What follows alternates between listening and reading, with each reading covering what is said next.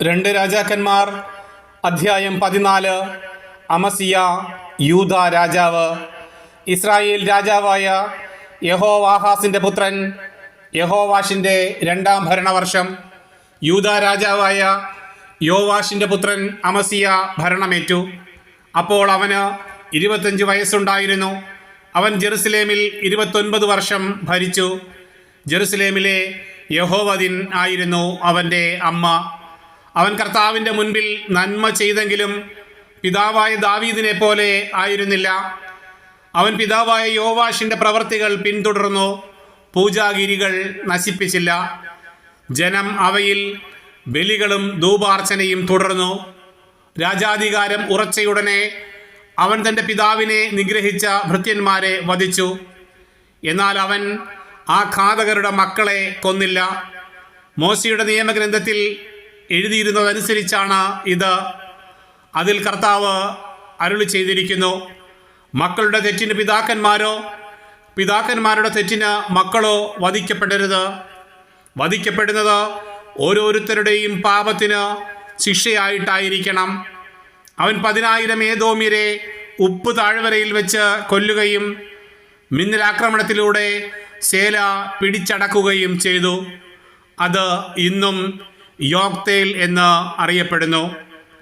അനന്തരം അമസിയ യേഹൂവിൻ്റെ പൗത്രനും യഹോവാസിൻ്റെ പുത്രനും ഇസ്രായേൽ രാജാവുമായ യഹോവാഷിനെ കൂടിക്കാഴ്ചയ്ക്ക് ദൂതന്മാരെ അയച്ച് ക്ഷണിച്ചു. ഇസ്രായേൽ രാജാവായ യഹോവാഷ് യൂദ രാജാവായ അമസിയായ്ക്ക് ഈ സന്ദേശം അയച്ചു: ലെബനോനിലെ ഒരു മുൾച്ചെടി ലെബനോനിലെ കാരകിലിനോട് ഇങ്ങനെ പറഞ്ഞയച്ചു: നിന്റെ പുത്രിയെ എൻ്റെ പുത്രന് ഭാര്യയായി നൽകുക.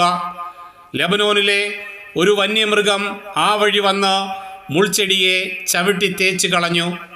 നീ ഏദോമിനെ തകർത്തു, അതിൽ നീ അഹങ്കരിക്കുന്നു. കിട്ടിയ പ്രശസ്തിയും കൊണ്ട് അടങ്ങിക്കഴിയുക.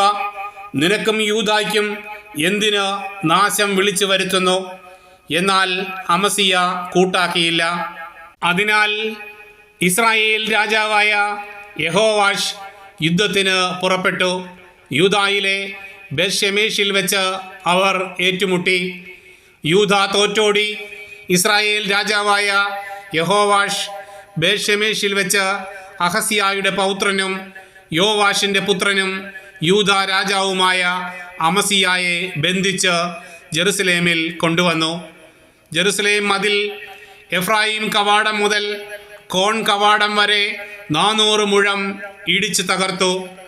അവൻ ദേവാലയത്തിലെയും രാജഭണ്ഡാരത്തിലെയും സ്വർണവും വെള്ളിയും പാത്രങ്ങളും കൊള്ളയടിച്ചു. തടവുകാരെയും സമരിയായിലേക്ക് കൊണ്ടുപോയി. യഹോവാഷിൻ്റെ മറ്റു പ്രവർത്തനങ്ങളും ശക്തിപ്രഭാവവും യൂദ രാജാവായ അമസിയായോട് ചെയ്ത യുദ്ധവും ഇസ്രായേൽ രാജാക്കളുടെ ദിനവൃത്താന്തത്തിൽ രേഖപ്പെടുത്തിയിട്ടുണ്ടല്ലോ.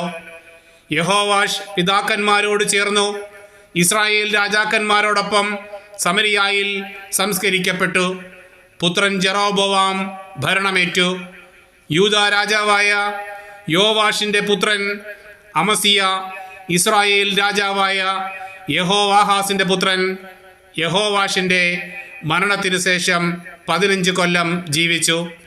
അമസിയായുടെ മറ്റു പ്രവർത്തനങ്ങൾ യൂദ രാജാക്കന്മാരുടെ ദിനവൃത്താന്തത്തിൽ രേഖപ്പെടുത്തിയിട്ടുണ്ടല്ലോ.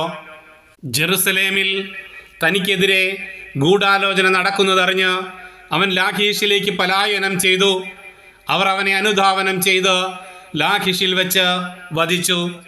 അവർ അവനെ കുതിരപ്പുറത്ത് കൊണ്ടുവന്ന് ദാവീദിൻ്റെ നഗരമായ ജെറുസലേമിൽ പിതാക്കന്മാരോടൊപ്പം സംസ്കരിച്ചു. അനന്തരം യൂദാ നിവാസികൾ 16 വയസ്സുള്ള അസറിയ രാജകുമാരനെ പിതാവായ അമസിയായുടെ സ്ഥാനത്ത് അവരോധിച്ചു. പിതാവിൻ്റെ മരണത്തിന് ശേഷം അസറിയ ഏലാത്ത് വീണ്ടെടുത്ത് പുതുക്കി പണിതു.